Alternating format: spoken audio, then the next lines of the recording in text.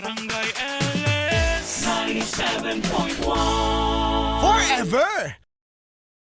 Bakit ba sa buhay, kahit gusto natin, hindi natin minsan mapili ang tamang sagot?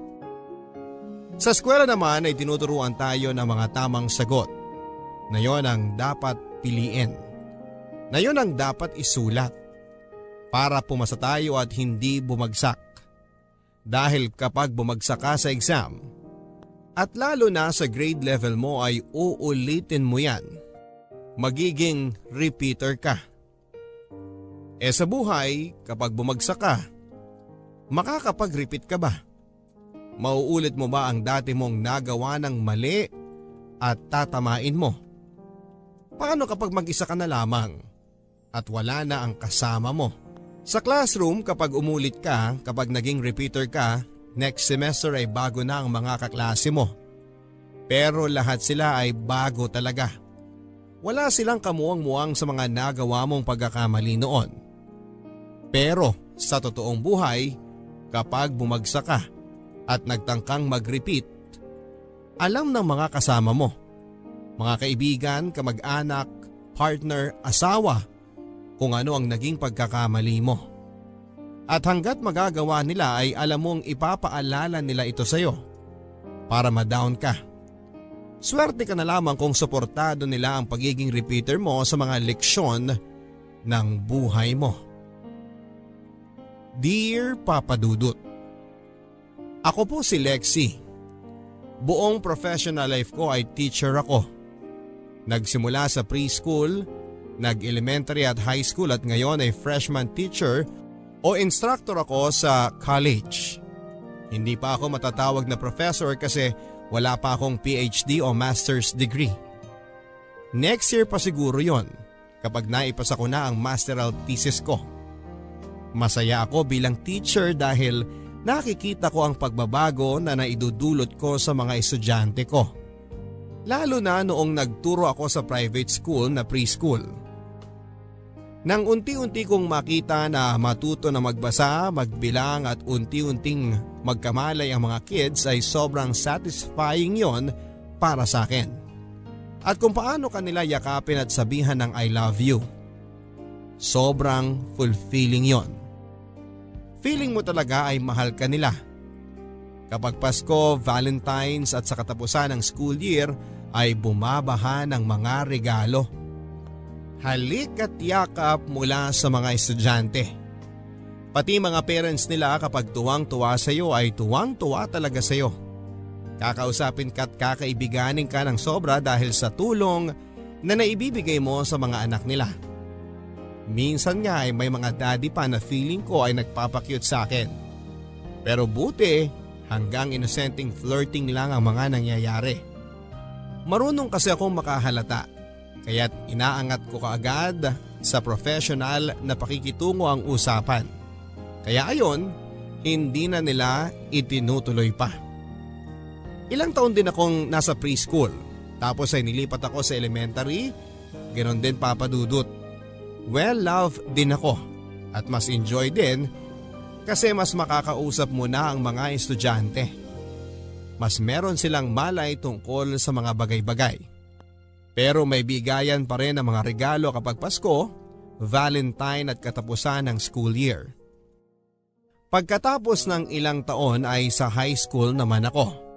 Iba naman ang fulfillment doon. Kasi nagbibinata at nagdadalaga na ang mga bata. So marami ng mga crush yan. Maraming nagiging heartbroken. Ang may mga problema sa love life ay nag-uusbunga na. Kailangan kapag high school teacher ka ay parang guidance counselor ka rin. Kasi alam mo na, mga teenager ang daming drama sa buhay. At sa high school ay naging close din ako sa mga estudyante ko. Ipinapakita pa rin nila ang pagmamahal sa akin at sobrang pagiging expressive nila.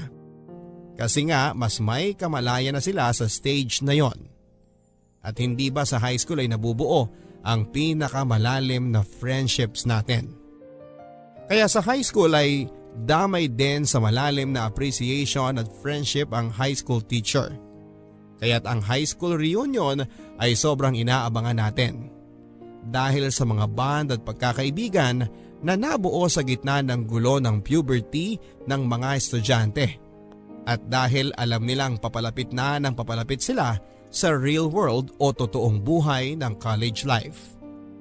At ngayong nasa college na ako, sa totoo lang po Papa Dudut ay namimiss kong magturo sa mga bata na estudyante. Lalo na sa preschool. Kasi doon, ikaw ang laging tama. Teacher ka eh. May feeling na ganon. Kasi open na open ang mga estudyante sa lahat ng mga sasabihin mo. Talagang sunod-sunuran sila sa'yo. Kasi ikaw lang talaga ang may alam ng tama at mali.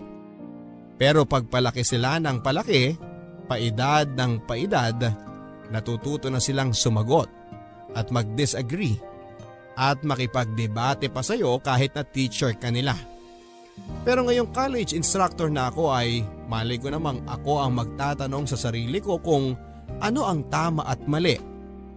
Naalala ko itong lahat nang mag-usap kami ng high school principal namin, ang boss ko.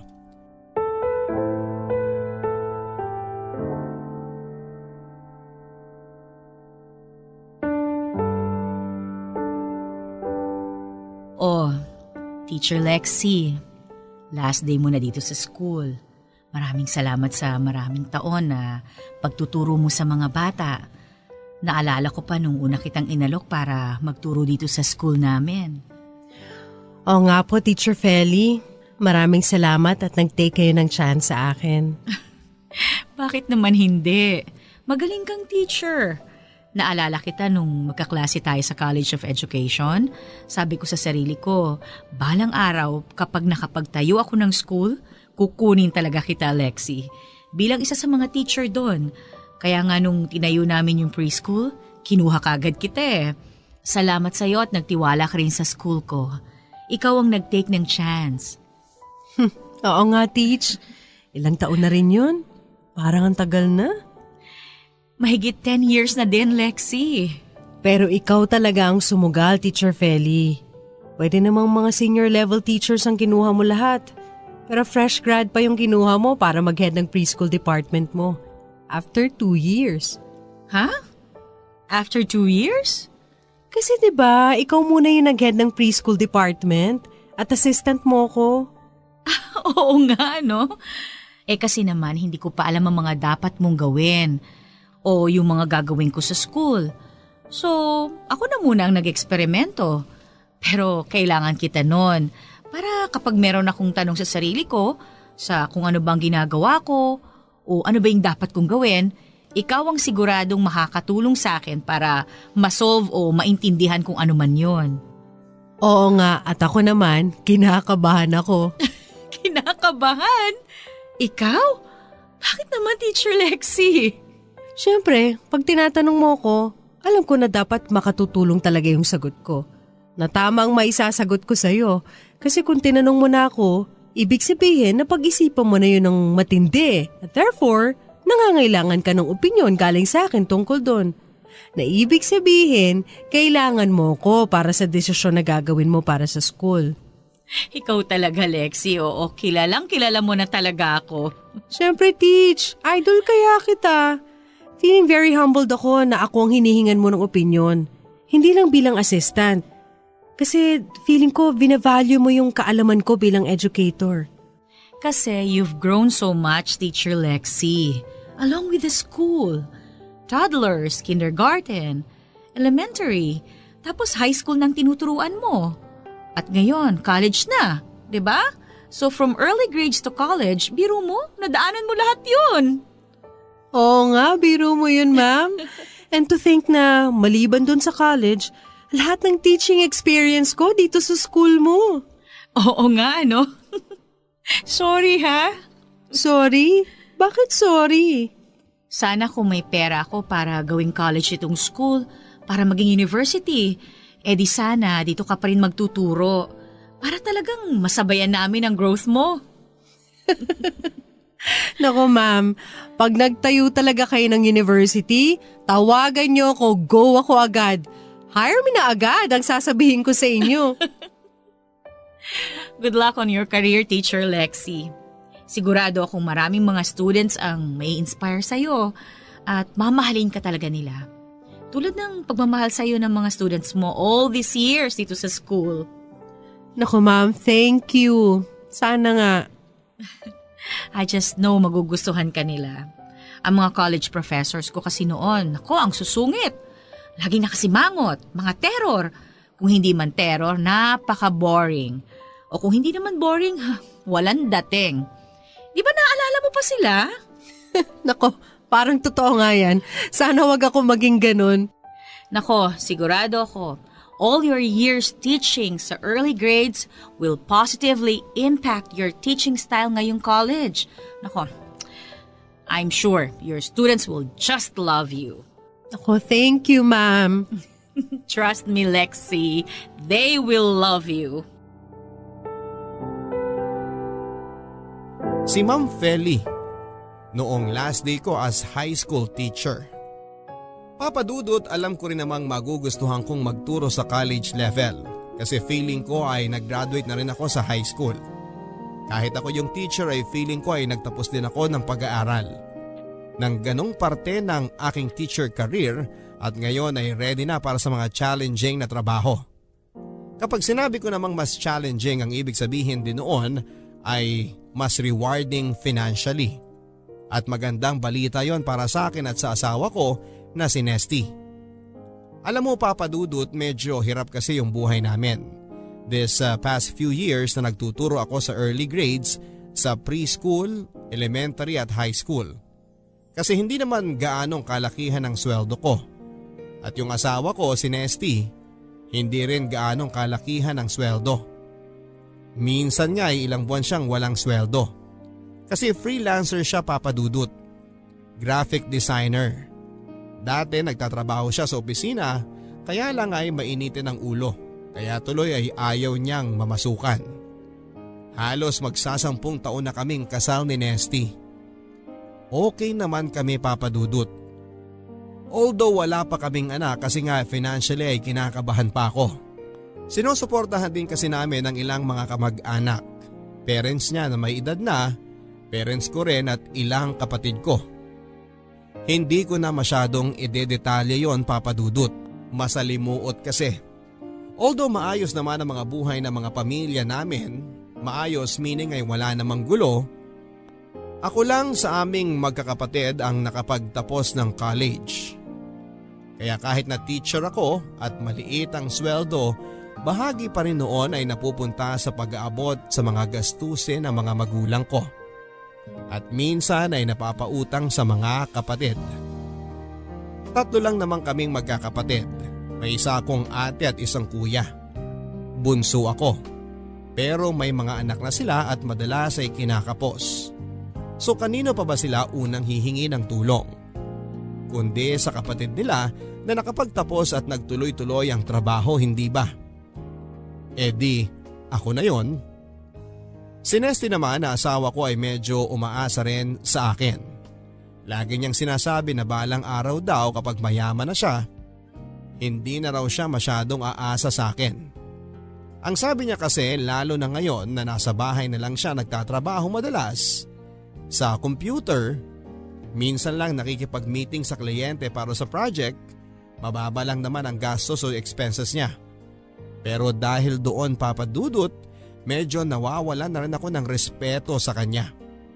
Kasi alam na nga niyang sumusuporta ako sa pamilya ko, tapos parang hindi siya nag-extra effort para kumita. Siya pa nga ang nagsabi sa akin na magturo na ako sa college para mas malaki ang sweldo. Hindi ba medyo nakakabanas din yon? Parang may motibo siya na kumuha ako ng trabaho na mas mataas ang sweldo. Kasi kapag mataas ang sweldo ko, ang ibig sabihin ay absuelto siya sa mga responsibilidad na makahanap din ng mataas na sweldo para pambuno sa mga gastusin naming mag-asawa. So talagang hindi pa kami pwedeng magkaanak Papadudut. Kasi sapat na sapat at minsan ay kinukulang din ang kinikita naming dalawa para sa aming dalawa lang. Kaya madalas nga, napapaaway na rin kami tungkol sa pera. Normal lang naman yon siguro. Pero sa tagal ng panahon ay naaapektuhan na rin ako Papadudut. Kasi yung dating nadadaan namin sa biro, ngayon ay nagiging seryoso na at nagiging away na. Kamusta na sked mo sa university? Ilang units daw ang ituturo mo? Ilang klaseng hawak mo? Hindi naman talaga klase ang hawak ko. Course. College na to, Nesty. Alam ko naman yun eh. Siyempre alam ko ang kaibahan ng college at high school. Nakapag-college din naman ako. Pero, O anong pero? nakapag-college, pero… Pero ano? Hindi nakapagtapos, ganon? Ikaw, ba't nagagalit ka na? Bakit hindi ako magagalit? Diba, biruan natin yun. Ako college, ikaw knowledge. Anong nakakatawa dun? Nesty, ano ba? Ano bang problema? Bakit mainit ulo mo palagi? Hindi ka ba natutuwa na magtuturo na ako sa college? Hindi ka ba natutuwa sa asenso ko? Malaking tulong sa atin to, hindi ba? Oo, Ganun naman pala eh. magtatanong lang naman ako tungkol sa sweldo mo. Mas malaki na sweldo mo, hindi ba? Oo nga, Kasi bala ko pumasada na lang. masada. Oo, pumasada na jeep. Jeep? Oo, papasada ng jeep. Dito sa atin. Nubaliches hanggang Blumentritt. Nesty! O bakit? Nesty, bakit yun na lang ang gagawin mo? O anong masama doon? Wala ka na ba makuha mga project? Yung dati mo mga contact, hindi ka na binibigyan ng trabaho? Pag namamasada na ako, hindi ko na kailangan ng mga kontak. Hindi na nakasalalay ang kabuhayan ko, ang kabuhayan natin, sa mga racket-racket ko na ganyan. Pag namamasada na ako, tuloy-tuloy ang biyahe. Hindi naman nauubusan ng pasahero araw-araw eh. Tuloy-tuloy ang biyahe, tuloy-tuloy ang sweldo. Pero bibili pa muna tayo ng jeep, ganun ba? Oo, sandali lang yun pag regular ka na sumisweldo. Nesty, Bakit? Ano problema mo?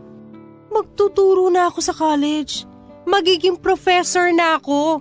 Oo nga, ano ngayon? Anong kinalaman nun sa pagpasada ko ng jeep? Hindi pwedeng jeepney driver ang asawa ng isang college professor. Kaya nga bibili tayo ng jeep. Ha? Kapag sa atin na yung jeep, hindi lang ako driver. Jeepney operator din ako. Dahil hindi ako namamasukan sa kung sinong jeepney operator, nakukunin lang ang kinikita ko sa pamamasada buong hapon.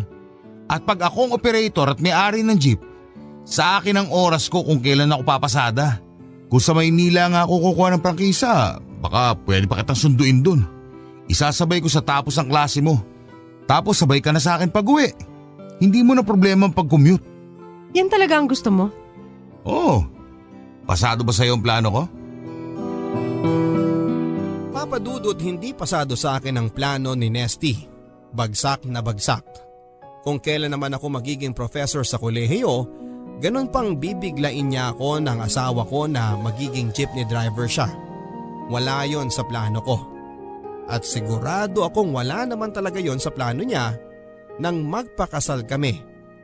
Hindi man siya nakapagtapos ay matalino at may abilidad naman ang asawa ko. Kahit dati pa. Alam ko naman na meron siyang ibubuga. May talent naman siya, Papa Dudut, sa pagdidesenyo ng brochure at poster.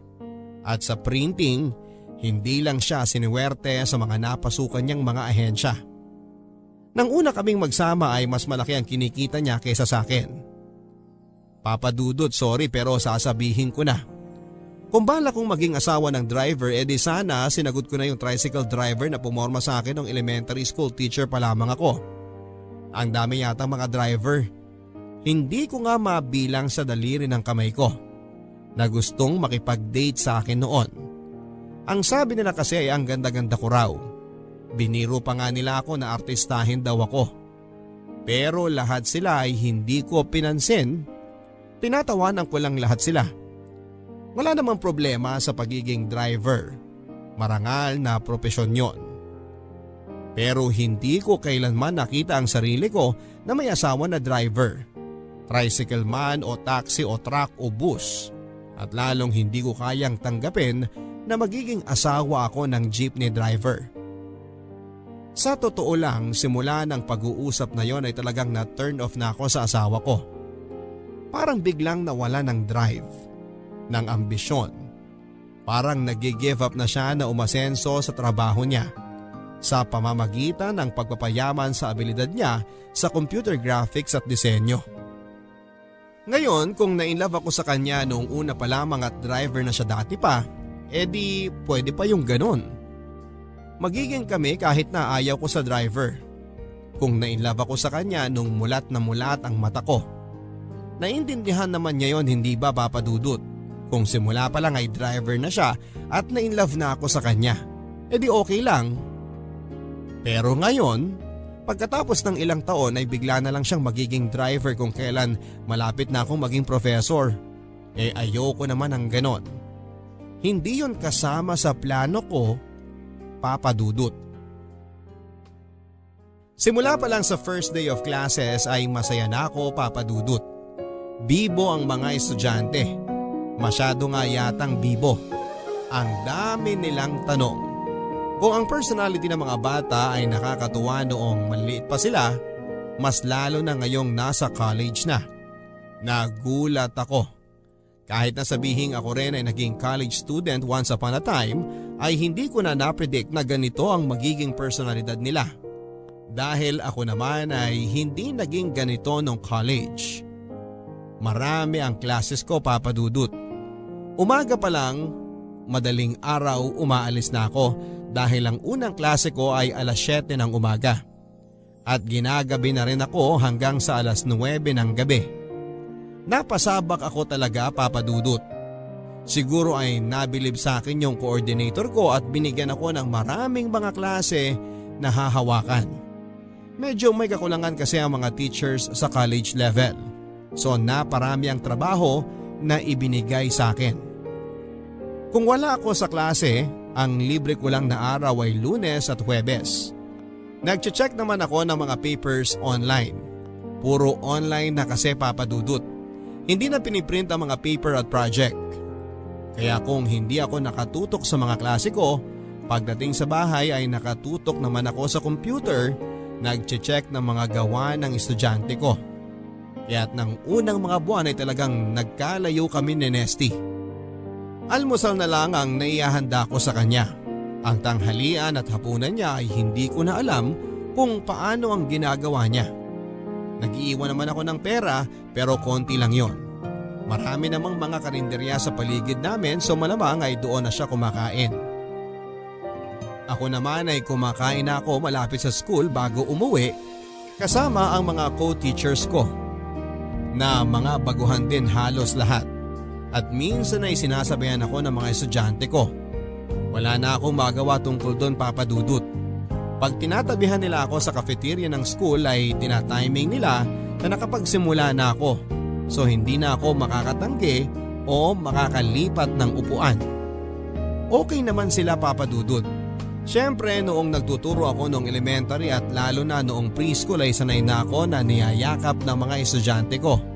Minsan nga ay humahalik pa. Pero ngayong college, malay ko ba naman na meron ding iba na gano'n ang balak. Okay class, nabasa niyo na ba yung sinend ko na link sa online group natin kahapon? Doon ang basihan ninyo para sa paper na kailangan ninyong ipasa 2 weeks from now. Ma'am Lexi, 2 weeks lang? O bakit anong problema doon? 2 linggo ang binibigay ko na allowance sa inyo. 14 na araw ang meron kayo para isulat yung paper. Enough na yun ah. Ma'am, baka kulang po yun. Bakit naman kulang yun? Ma'am, syempre pagbubutihan namin yung pagsusulat nun. May research. Maraming research. Alam ko naman yon na maraming research. Kaya nga ginrupo ko kayo, 'di ba? Kasi kapag group work, mas marami kayo magre-research at tulong-tulong kayo sa pagsusulat. Ma'am, ibig sabihin nun, magmi-meet pa kami pagkatapos ng klase. Magmi-meet kami madalas. Maraming mga meeting para pag-usapan yung mga research namin at kung paano namin isusulat. Tsaka kung sino yung magsusulat at kung ano yung gagawin ng iba. Ganon talaga ang group work.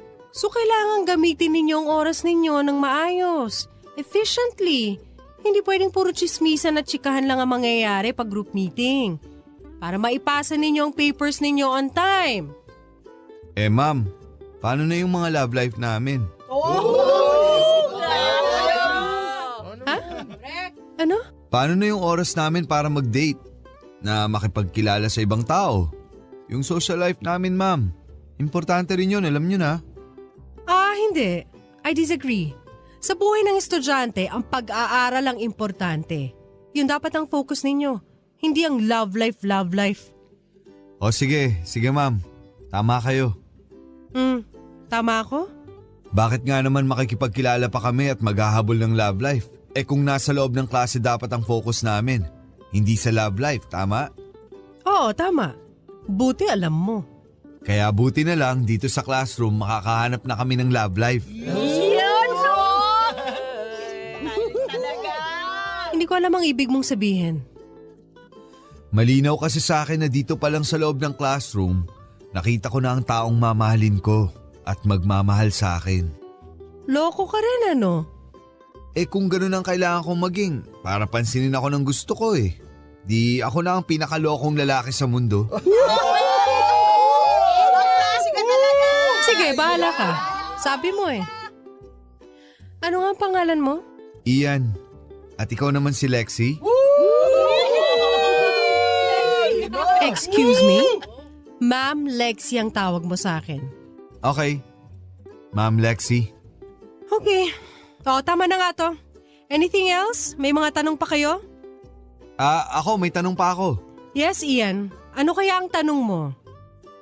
Ngayong magkakilala na tayo, pwedeng humingi ng hug?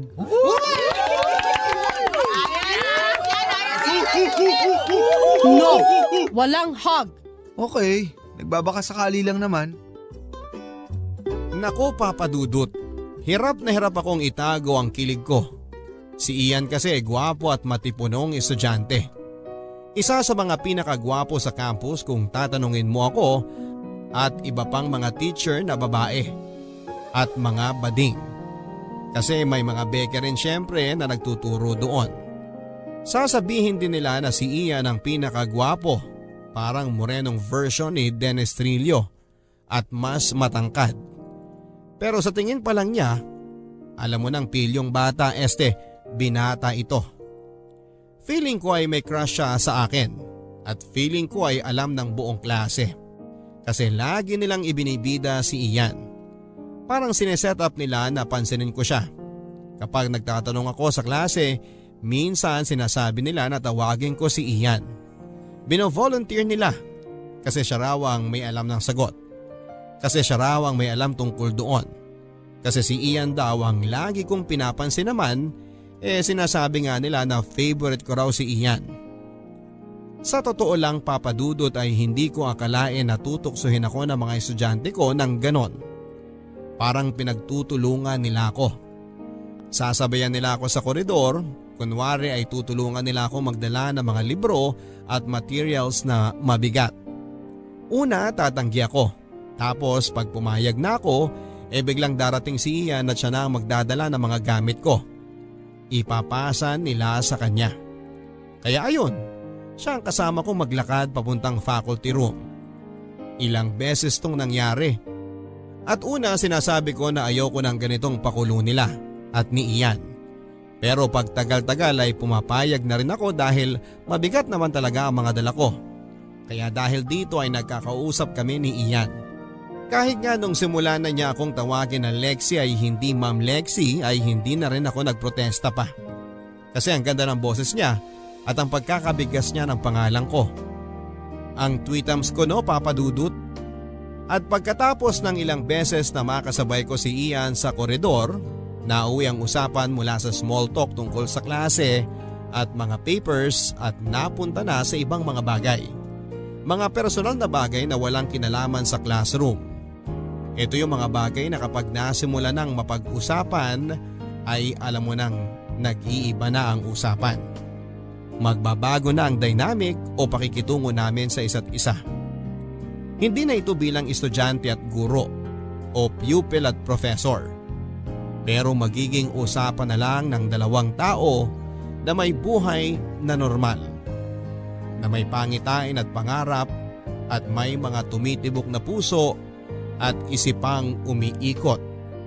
Na kadalasan ay nag-aaway at nagkaka-conflict sa isa't isa. Hindi ba lagi nilang sinasabi na nag-aagawan ng puso at isipan natin para sa atensyon. Na nagtatag of war ang dalawang ito, ang puso at isipan. At lagot ka kung ang puso ang mananalo. Ganon ang mangyayari pag ang usapan ay nauwi na sa personal na mga bagay. Lalo na para sa akin na isang guro at sa isang estudyante na aminado naman ako sa sarili ko, noon pa lang ay naa-attract na ako sa kanya. Naku Papa Dudut, tuwing maiiwan kami sa koridor sa school na naglalakad ay eto na ang usapan na kinakabahan akong mangyari sa aming dalawa.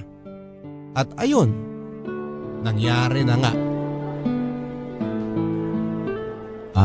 Ma'am Lexi, Yes, Ian? matagal na kayong kasal no? Matagal na rin, Ian. Masaya naman kayo. Excuse me? Ang private ng tanong mo ah. Sorry Lexi. Masaya naman, Ian. Uy, ang private din ang sagot mo ah. Nagulat ako. Ganun eh. Lumabas na agad yung sagot ko. Itatago ko pa ba? Ilang beses mo na akong sinasamahan dito sa school na dala-dala yung mga gamit ko. So, naisip ko na mabigat yung tanong mo, edi ibibigay ko na rin sa iyo yung mabigat na sagot ko sa katanungan mo. Oo nga. Para gumaan ba? Parang gano'n na nga. Bakit? Mabigat ba para sa'yo? Medyo. Siguro. Ewan ko. Basta. Normal na tao lang naman tayong lahat, diba? Lahat naman tayo may pinagdadaanan. Pero atin lang yon ha. Kahit sa mga co-teachers ko, hindi ko kinukwento yon. Alam nilang lahat or at least ina-assume nila na happily married ako. Siguro walang nagtatanong sa'yo. Siguro nga. Lahat sila alam kung paano rumispeto at dumistansya. Sorry. Pasensya na ha. Ako kasi ayokong dumistansya eh. Anong ibig mong sabihin? Hindi mo pa ba nahalata, ma'am? Ian. Yes, ma'am? Ian. Yes, ma'am. Bakit bigla mo akong tinatawag na ma'am ulit? Ha? Kanina lang tinatawag mo na ako na Lexi. Ma'am. Lexi. Tama. Ian. Ma'am. Lexi? Tinatanong mo ba ako kung nakakahalata ako? Yes, ma'am. Ay, sorry. Lexi. Yes, Lexi. Ang tanong ko naman sa'yo, ikaw ba hindi nakakahalata? At doon na nagsimula Papa Dudut. Nagka-affair na kami ng estudyante ko. Alam ko na hindi dapat yon. Pero mahina ako at hindi ko kayang tumanggi. Ano ang gagawin ko Papa Dudut? Hindi ko naman pinilit si Ian at hindi rin niya ako pinilit. Pareho naman naming ginusto yon. Ang importante lang ay itago namin at marunong kaming magdala. Simula noon ay hindi na kami nakitang magkasama sa campus.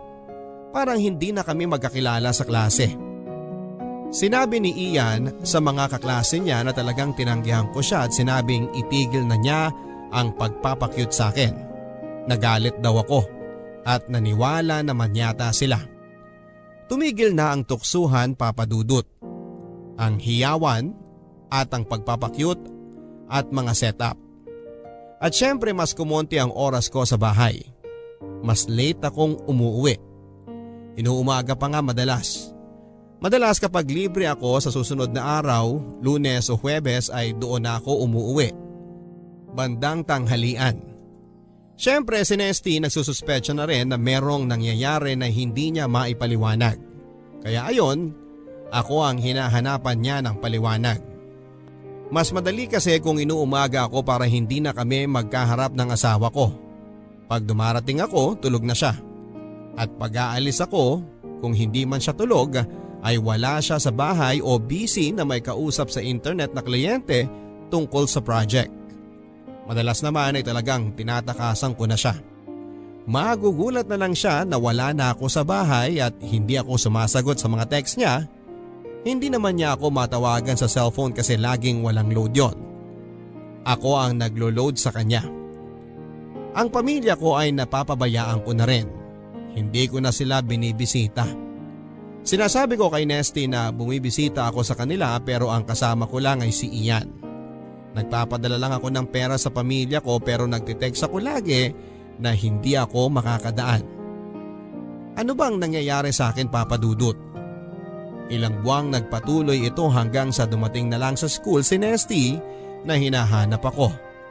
At nang mahanap niya ako, nagkagulo na. Hindi ko naman nakalain na magkakaganito, Papa Dudut. Relihiyoso naman akong babae. Nagsisimba ako palagi, pero noon lang. Pero Papa Dudut, kahit dati pa ay gusto kong laging tama ang gagawin. Kaya nga ako naging teacher Kasi importante sa akin na tama ang gawin ko. Hindi ko dapat pinipili ang mali. Pero bakit sa ganitong pagkakataon ay parang ang mali pa ang pinili ko? Alam ko na mali or alam ko na merong aspeto ng ginagawa ko ngayon ang mali dahil hindi ko binibigyan ng pansin ang pamilya ko. Ang upbringing ko bilang tao na masunurin, na marunong rumespeto sa mga natutunan ko noon sa eskwela, sa mga magulang ko, sa simbahan. Gaya ng sabi ko ay relihiyoso ako noon, Papa Dudut. Bagamat hindi na ako masyadong nakapagsisimba tulad ng dati. Sa tingin ko naman ay alam ko pa rin kung ano ang tama at mali.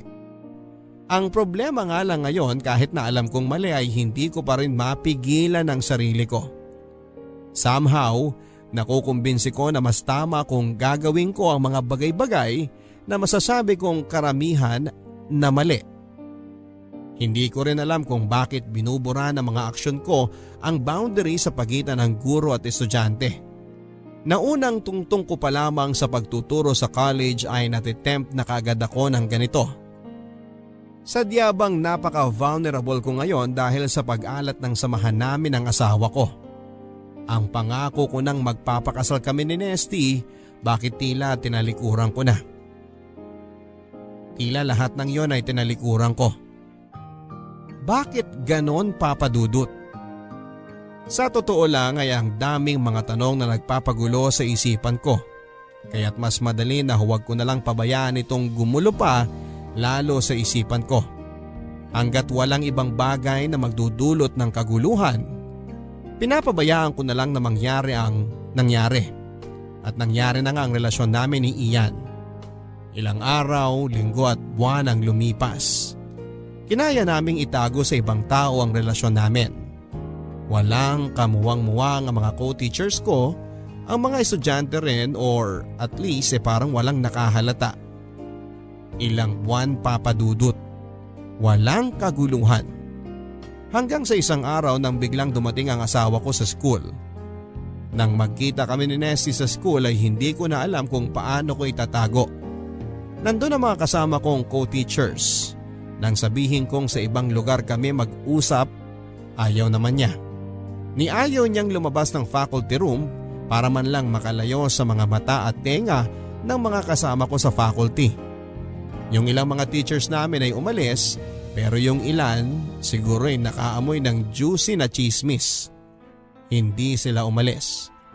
Kaya pakapalan na lang ng mukha, Papa Dudut. Kailangan kong harapin ang asawa ko. Lexi, ano ba nangyayari sa'yo? Nesty, wala nangyayari sa akin. Halos hindi ka na umuwi.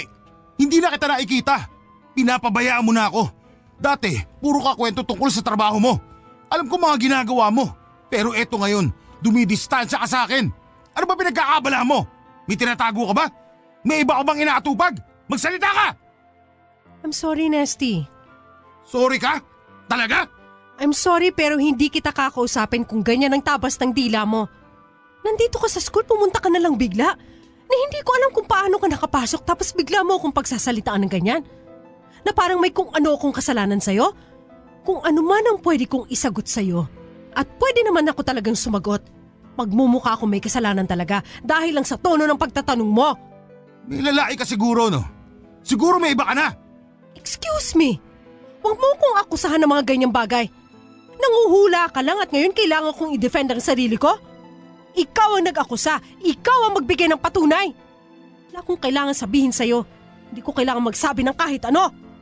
At unang-una, Hindi ka dapat nandito. Pinapahiya mo ko sa mga co-teachers ko. At siguradong kakalat to sa school. At malalaman ng ibang mga tao na mga estudyante ko. At makukompromiso ang integridad ko bilang guro nila. At ako pa ang mali? Ako pa? Ano bang ginawa ko sa'yo, Lexi? Wala kang ginawa. Sino ba dito ang kalaguyo mo, ha? Marami ka pa sinasabi para lang itago ang kabulustugan na ginagawa mo. Sino dito sa mga co-teacher mo kinakasama mo at hindi ka na umuwi ng bahay? Ha?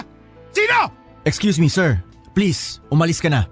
Hindi kailangan ng university na to ang mga dramang ganito. Wala kaming pakialam o wala kami sa lugar para makialam sa pribadong buhay ng mga ibang tao sa faculty o ng student body. Lalo na pag hindi naman naapekto ng trabaho at ang tuluyang pag-aaral ng mga estudyante. Sa pagkakaalam naming lahat, mabuti at epektibong guro ang asawa mo. Kung asawa mo nga siya. Asawa ko siya! O sige, sabi mo eh.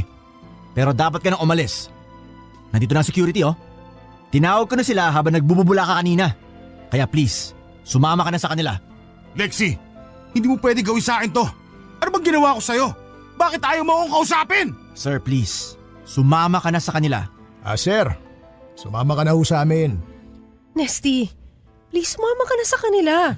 Sabihin mo muna sa akin na hindi totoo ang sinasabi ko. Na wala kang balak na iwan ako. Na mahal mo pa ako. Na walang ibang lalaki sa buhay mo. Ma'am, pwede po bang doon nyo na lang sa office nyo to ituloy? Sir, kung hindi kayo sasama at kung magpapapigil pa kayo, talagang papa-aresto na namin kayo. Bitawan niyo ako! Disturbing the peace na po ito. Nesty, hindi totoo mga sinasabi mo. Walang ibang lalaki sa buhay ko. Mahal mo pa ba ako? Huwag na natin dito pag-usapan niya, Nesty. O sige sir, parang yun na yung sagot na hinahanap ninyo. Alis na po tayo. Lexi! Lexi! Ba't mo nagawa sa akin to? May lalaki ka nga! Nagsisinungaling ka! Nagsisinungaling ka! Hindi mo na ako mahal! Walang iya ka! Tinagurihan ka pa naman, teacher! Paano mo nagawa sa akin to?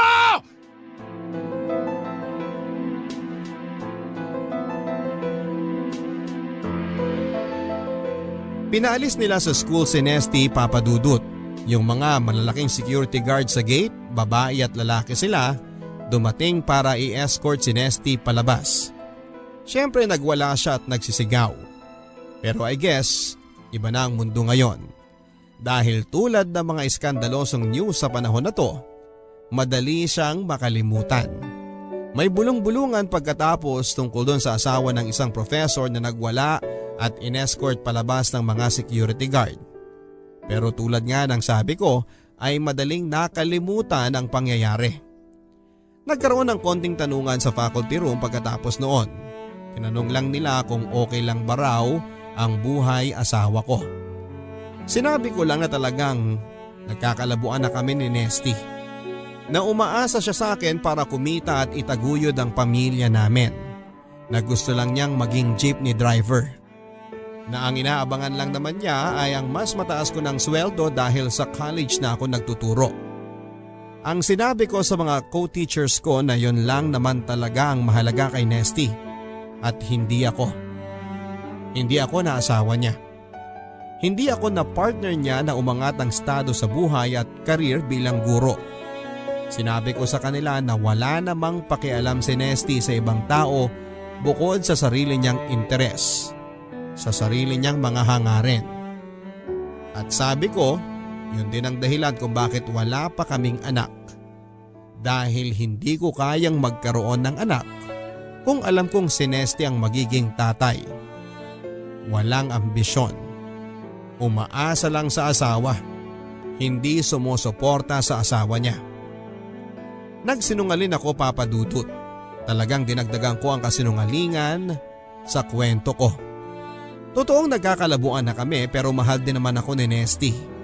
Pero totoo naman na hindi ko gustong magkaanak sa kanya dahil ayaw kong may ganong pagmamanahan ang magiging anak ko. Pero sinabi ko kay Nesty na mahal ko pa rin siya. Naging malamig ang samahan namin pagkatapos pero hindi rin ako himawalay sa kanya. Hindi ko kasi kayang gawin yon dahil kung ginawa ko yon, lalong magsususpecha ang faculty. Mas mabuti nang panatilihin ang ganong estado ng kasal namin kesa humiwalay at magkaroon pa ng kung anong kwento na dapat kong ilahad sa kanila. Ang importante na lang sa akin noon ay kung paano ko maipagpapatuloy kung ano ang meron kami ni Ian. Hindi ko alam, Papa Dudut, kung bakit. Pero siya na ang nakikita kong kinabukasan ko.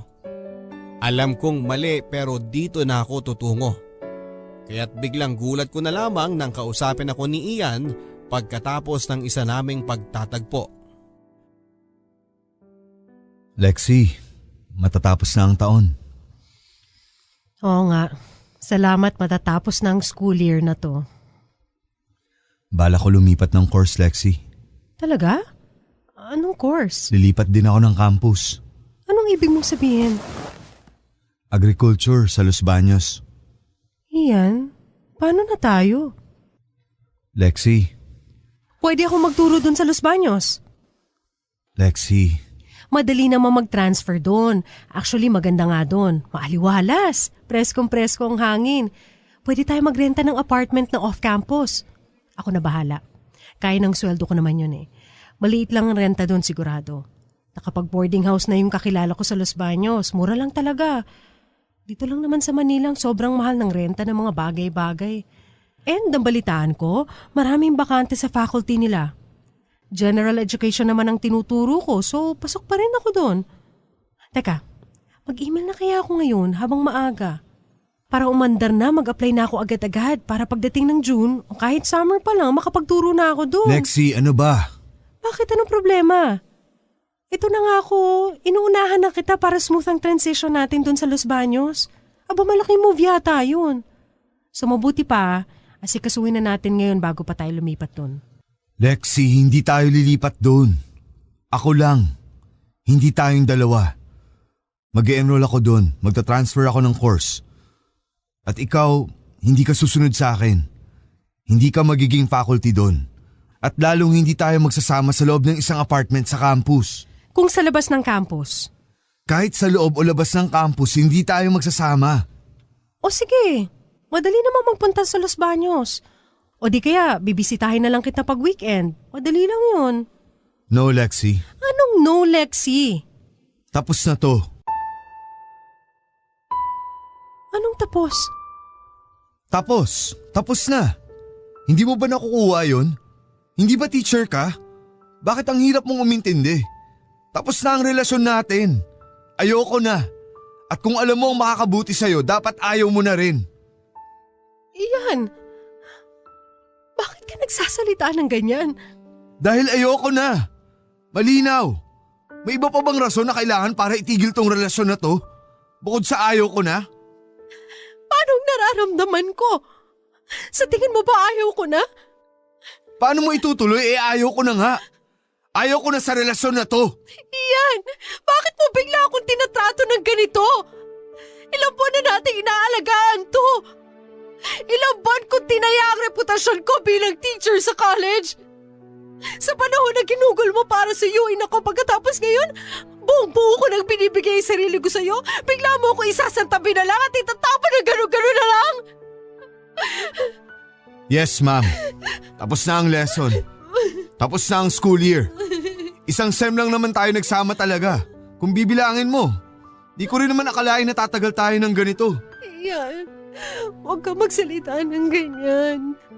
Alam ko pareho tayo ng nararamdaman. Hindi mo pwedeng ipagsinungaling yun.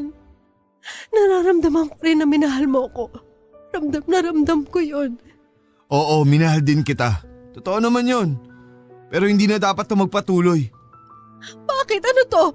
Bigla ka nagkaroon ng konsensya? Please, tama na ang drama na to, Lexi. Huwag na nating dagdagan ng drama. Anong drama? Bakit? Naghiwalay ba kayo ng asawa mo? Bakit hanggang ngayon nagsasama pa rin kayo? Pagkatapos ninyong mag-away sa faculty room? At pagkatapos mong sabihan ng mga co-teacher mo na patay na ang relasyon nyo, bakit hanggang ngayon sa kanya ka pa rin umuwi? Dahil kahit ano mangyari, kasal pa rin kami. Hindi ko basta siya may hiwalayan at mas madali para sa akin na magsinungaling sa kanya kaysa sasabihin ng totoo at malagay pa sa kapahamakan ng sarili ko. Dahil kung nalaman niya ang totoo, baka mapatay pa niya ako. Buti nang ganito, nagtatago tayo. Mas gusto mong nagtatago tayo? Magaling naman tayo magtago eh. Ayoko nang magtago, Lexi! At kung pipilitin mo pa akong magtago, itigil na natin ang relasyon na to.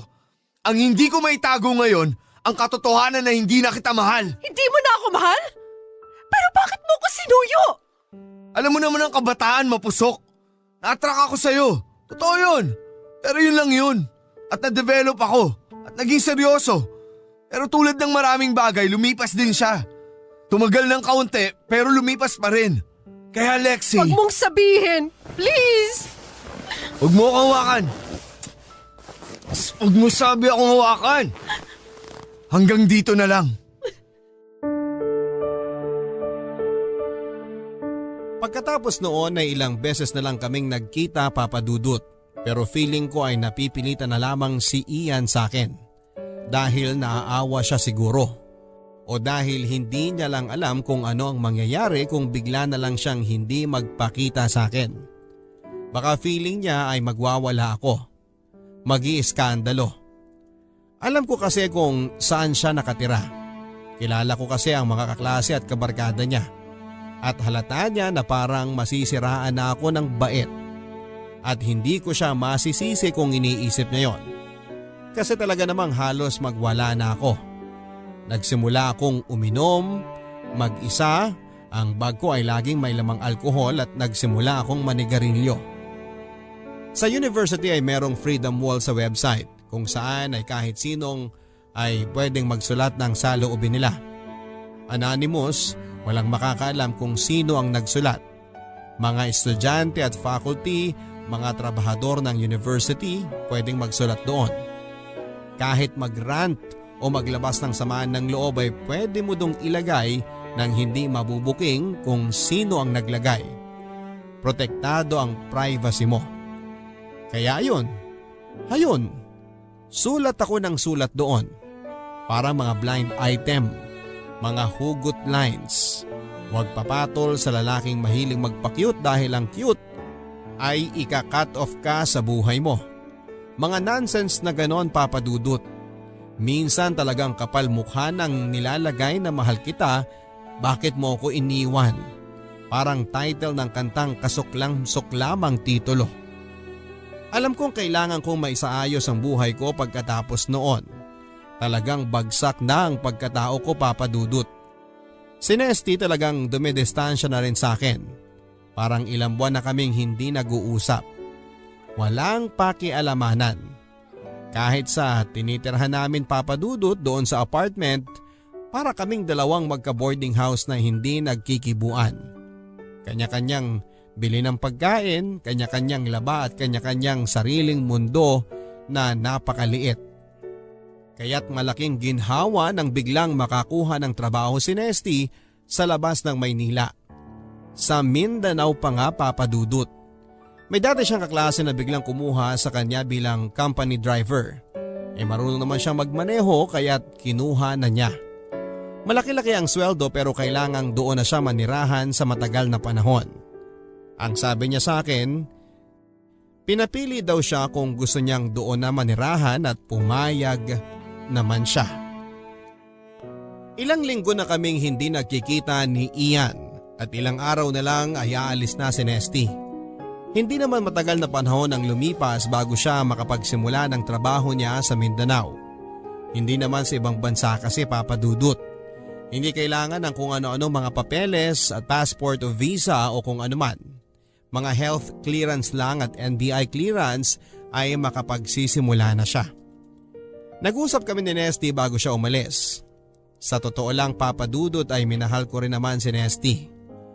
Siguro kung nagkaanak kami kaagad, baka may pagkakataong pang nagbago siya ng pananaw at pagtrato sa akin. Pero hindi nangyari yon, kaya hanggang kathang isip na lamang kung ano ang posibleng nangyari sa aming dalawa kung nagkaanak nga kami. Pero masaya ako na aalis siya. Hindi dahil sa wala nang patutunguhan ng relasyon namin, Papa Dudut. Masaya ako dahil kahit papaano, magkakaroon na siya finally ng pagkakataon si Nesty para mapatunayan ang sarili niya. Mukha kasing importante ang magiging trabaho niya dahil pinadalhan pa siya ng pera para makabili ng mga damit na maayos na gagamitin niya sa trabaho niya. Ramdam ko rin na may kalungkutan siya dahil aalis siya. At hindi na namin naayos ang samahan namin. Siguro iniisip niya na sana hindi na lang kami nagpakasal, na sana ay nagsama na lamang kami tulad ng sinasabi niya noon. Na sana ay hindi na lang siya nakinig sa akin dahil sinabi kong gusto ko syempre ng kasal. Bakit? Kasi relihiyoso nga ako, hindi ba papadudot? Mahalaga sa akin yon, or at least ay mahalaga noon. Dahil sa pakikipagrelasyon ko kay Ian, siguro ay napatunayan ko na hindi rin mahalaga yon, ang sakramento ng kasal para sa akin. Sa amin ni Nesty ay naging importante yon, kaya't importante na magkausap kami bago siya umalis. Hindi na ako naiyak, papadudot. Nagpapatawa pa nga ako eh. Ginamitan ko pa nga siya ng mga linya na ginagamit din sa akin ni Ian. Ebidensya siguro na talagang hindi ko na siya mahal. O hindi na ako nanghihinayang na mawalay siya sa buhay ko. At ako sa buhay niya. At kung talagang mahal ko pa siya ay maghuhunos dili akong bitawan sa kanya ang mga salita na galing sa lalaki na naging kalaguyo ko habang nagsasama kaming mag-asawa. Minsan talaga, papadudot, nakakagulat kung gaano katigas ang puso ko pagdating kay Nesty.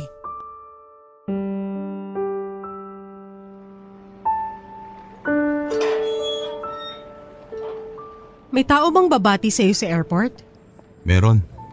Hindi ko siya kilala pero meron daw placard na may pangalan ko. Wow, galing naman nun. Congrats ha, Nest. Biro mo yun, para kang sikat na celebrity na may susundo pa. May placard na may pangalan mo. Lexi. Paano kung may magpanggap na ikaw tapos agawin yung sundo mo? Paano na yun? Lexi, mahal kita. Please, Nesty, wag dito. Saan pa, Lexi? Kailan ko pa sasabihin ulit? Hayaan mo, ito na yung huling beses na maririnig mo sa akin yan. Hindi mo na ako makikita ulit. Huwag ka namang ganyan. Hindi mo o gusto umalis? Hindi sa ganon. Gusto mo na akong umalis talaga? Gusto kong maging mabuti ang trabaho at buhay mo. Kahit wala na ako sa buhay mo. Hindi ko naman ginusto na maging ganito tayo eh. Lexi, dati naman ang ayos ng samahan natin, hindi ba? Maayos, Nesty. Pero may mga bagay na lumilipas talaga. Please, Lexi. Ipaglaban mo naman ng kaunti ang naging samahan natin. Baka naman may pag-asa pa. Kung maniniwala ka lang, malalaman mo na para sa akin, mahal na mahal pa rin kita at handang ipaglaban ang relasyon natin. Nesty, please. Please ano? Please, tama ng drama na to, Nesty. Huwag na nating dagdagan ng drama. Huwag na. Linya ni Ian yon, papadudot. Hindi masarap marinig galing sa kanya, pero masarap ibitaw. Lalo na noong sa akin galing at patungo sa iba. Kaya ayon, umalis na si Nesty. Humahagulhol na sumakay sa taxi. Medyo maliwanag na rin ang langit noon kaya may mga kapitbahay na gising na at nasa kalye na. Malamang ay nakita nila ang pag-uusap namin at ang paghagulhol ni Nesty. Nakakahiya, papadudot. At hindi ko alam kung bakit mas nahihiya ako sa paggawa ni Nesty kesa sa pagkakaroon ko. Isang babaeng may asawa at halos isang propesora na sa kolehiyo ng isang relasyon sa estudyanteng hindi hamak na mas bata sa akin. Pero muntik na akong mahiya ng isang araw ay kausapin ako ng kakilala ni Ian. Si Weng. Talagang doon ako napilitang harapin kung ano ang ginagawa ko. Isa itong kakilala mula sa nakaraan niya. Isang nakaraan na wala akong kamuwang-muwang na nangyari pala. Bigla na lang niya akong tinawagan. Wala siya sa contacts ko at sinabing pupuntahan daw niya ako. Dumating siya sa apartment bago ako pumasok sa school. Nagulat na lamang ako at nandun siya. Kahit na hindi ko ibinigay sa kanya ang address ko. Sige, upo ka. Nagtataka ka siguro kung paano ko nalaman ang telepono at address mo. Oo nga. Hindi kita kilala. Pero kilala kita. Ilang beses kitang sinundan mula sa school hanggang dito sa apartment mo. Ha? Bakit? Inoobserbahan ko kayo ni Ian. Kilala mo siya? Estudyante ko siya dati. Nung high school pa lang siya. Teacher ka niya. Grade 11, chemistry. Paano? Sinuyo niya rin ako. Noon pa man, simpatiko na si Ian. Malaking bulas, parang hindi minor de edad kung umarte. 17 pa lang siya noon. At naging kayo? Oo. Tumagal kami ng 2 taon. Hanggang maging first year college siya. Naghiwalay rin kami. At ngayon? Dapat malaya na kaming maging kami ulit. Kung hindi ka lang pumasok sa eksena. Ha? Anong ibig mong sabihin? Ngayong nakaraang taon, magkikita kami sana ulit. Pagkatapos ng matagal na panahon. Naging mainit na balita kasi kaming dalawa. Kumalat ang mga chismis. Maraming nakakita sa amin na magkasama. Nakarating to sa mga parents ng school na merong isang estudyante na naging jowa ng isang member ng faculty. Kahit nag-graduate na si Ian noon, kilala pa rin siya ng mga parents at admin. At ang girlfriend niya na teacher ay nagtuturo pa rin sa school ng mga anak nila. Kaya't pinaalis nila ako sa school. I'm sorry pero hindi ko alam ang kwentong to. Kaya naghiwalay kami ni Ian. Nangako kami na magbabalikan kami pag hindi na mainit ang mga mata ng tao at pag meron na akong ibang trabaho. Sabi ko sa kanya, huwag na kaming magbalikan. Baka doon na natatapos ang kwento namin. Pero mapilit siya. Kami na raw ang para sa isa't isa. At pagkatapos ng ilang taon, mangyayari na dapat yon. At magkakabalikan kami. Kaya lang dumating ka. Gaya ng sabi ko, hindi ko alam ang lahat ng ito. Bakit ba dumating ka pa sa buhay namin? Sinira mo ang mga plano namin. May asawa ka na. Ako, wala. Kaya malaya kaming magkaroon ng relasyon ni Ian. Pero sinuyo niya ako. Alam mo naman kung gaano kasimpatiko si Ian.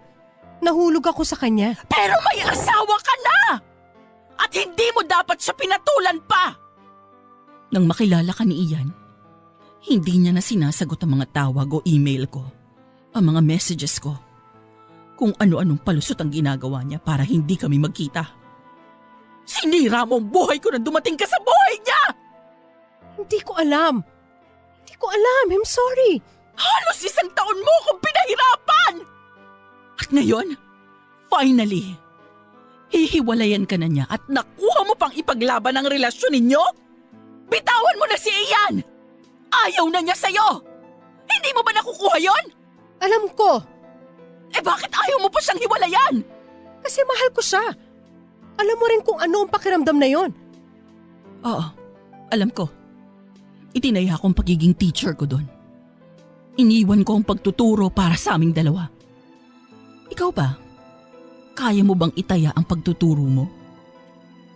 Naghiwalay kami ng asawa ko. Iniyakan ka ng asawa mo! Nakita ko siya. Yun yung araw na dapat pupuntahan kita. Pero nagkataon na yun din ang araw na paalis ang asawa mo papuntang airport. Maaga ako dadaan dahil papunta ako sa trabaho. Itinapon mo ang relasyon ninyo ng asawa mo dahil lumandi ka sa estudyante na ayaw na sa'yo! Hoy! Teacher ka rin niya! Kung lumalandi ako, mas nauna ka pa sa akin! Huwag ka nagmamalinis-linis dyan! Pupunta ka rito sa pamamahay ko at sisigaw-sigawan mo ako ng ganyan? At kung umarte ka, akala mo kayo ulit ni Ian. Hindi pa kami tapos ni Ian. Pag matauhan lang siya, babalikan niya ako. Matagal na kayong wala. Kami, sariwa pa ang pagsasamahan namin. Hindi pa uli ang lahat para sa amin ni Ian. Hanggat hindi pa siya lumilipat ng course at ng campus, pwede pa magpatuloy kaming dalawa. Bakit nasabi mo babalikan kanya at pagiging kayo ulit? Anong ebidensya mo? Si Ian ang nagbigay sa akin ng number mo. Bakit mo hiningi ang number ko? Siya ang nagbigay sa akin nang sabihin ko sa kanya na alam kong nangyayari sa inyo. Kinuwento niya na ang lahat na gusto na niyang kumawala sa'yo. Natuwa pa nga siya nang sabihin kong sinusundan ko kayo. Akala ko magagalit siya. Ako naman, handa nang magalit sa kanya at sabihin lahat ng sama ng loob ko. Pero sinabi niya na mas gusto niyang maging kami ulit kesa magpatuloy ang relasyon ninyo. Sinabi niya lahat yun? Oo, Ano pang sinabi niya? malaking pagkakamali raw ang pagsuyo niya sa'yo. Pinagsisisihan niya ang lahat ng nangyari sa inyong dalawa. Kung kakausapin raw kita, yun lang ang paraan para mapamukha sa'yo na talagang wala na kayong dalawa. At tigilan mo na raw siya, Lexi. At doon na durog ang puso ko, Papa Dudut. Isa pala akong pagkakamali. Ako na pumili na ipagpatuloy ang isang mali na bagay at kumbinsihin ang sarili ko na tama ito. At tama ako. Ako pala ang mali. Ako ang kumatawan sa pagkakamali ng ibang tao. Tao na minahal ko at minahal pa rin at handang mahalin pa. Kahit na sinabi na niyang ayaw na niya sa akin, na pinagsisisihan niya ang lahat ng nangyari sa amin. Paano ako magpapatuloy, Papa Dudut? Yun ang gusto kong malaman. Nawala na sa akin ang asawa ko. Itinulak ko na siyang palayo. Kahit na minamahal pa niya ako. Initsapwera ko siya sa buhay ko. Ayaw na rin sa akin ang minamahal ko na kapalit sa asawa ko. Ititigil ko na ba ang kabaliwang ito? Matututo na ba ako sa leksyon sa nangyaring kaguluhan sa aming dalawa? Puro mga mali na ang mga desisyong nagawa ko. Kailangan ko ng tulong para malaman kung ano talaga ang tama o mali. Kahit isang guro ako ay hindi ko naman kayang turuan ang sarili ko o pag-aralan ng sarili ko kung ano ang tama at maling desisyon. Kailangan ko po ng payo mo at ng mga tagapakinig mo. Gusto kong matuto sa kung ano man ang sasabihin ninyo. Maraming salamat po sa inyo, Papa Dudut, ang inyong kapuso at kabarangay, Lexi ng Moraita. Forever. Maraming babae sa mundo pero nag-iisa lang siya sa puso mo. Sabi rin niya ng iba, pag nagmahal ka na ulit, walang araw na hindi ka matatawa. I-talk to Papa na. Kim, hello Kim. Hello po, Lady Ay. Gracia. Good morning po. Good morning. Welcome sa Talk to Papa. Hi, Kim. Ako si Papa Ace. Ayan. Buti Hello nga po, sa'yo. Papa Ace. Good morning din. Hindi, joke. Klaro na nangyari? namin, taga saan ka? Taga saan ka? Para sure na to. Taga saan ka? Taga Valenzuela po. Valenzuela. Alright. Pero nandito po ako sa Caloocan po. Mm. Sa partner ko po ako nag-i-stay ngayon. Okay, Okay. sige. Problema mo ay tungkol sa partner mo, tama ba? Ano to, live-in actually, partner? naman po siya, yes po, live-in partner. Ano nangyari? Ano nangyari? Kasi po, tawag doon. Tagal na po kasi ako hindi nire-regla, Lady Gracia. Siguro po magdadalawang buwan na po. Hala ka! Apo, kasi po 4 months na po kami nagsasama, ganun po. Oh. Ay, bumi ng PT. Nag-ano ka na? Ayun nga Nagpa-check po, up sabi ka? ko sa kanya, hindi pa po ako nagpapa-check up eh. Pero sabi naman po ng asawa ko po, sasamahan po niya ako na magpa-check up po pag may pera na po siya. Ay, naku, wala pang pera. Feeling ko. Wala pang pa. pera. Hindi ba kayo nag-try nung mga wala pa hindi ko alam ha. Yung mga pregnancy test. Mura lang yung PT, di ba? Magkano ba? Mga 80 pesos, meron na. 80 pesos? Oo. Oh, tapos pwede kang Magkano ba? Magkano ba? Di mo na-try? Hindi. Bumili. Safe ako. Wala naman akong boyfriend. Kung na-try yan. Yun nga po, sabi niya po, baka daw po buntis na ako kasi 2 buwan na po ako hindi dinadot na. Pero ikaw ba irregular na dinadatnan? Dati. Yes po, regular. Opo, dati naman po. As in, pati yung regular araw. naman. Pati yung araw, saktong-sakto. Tapos ngayon Opo. lang na 2 buwan.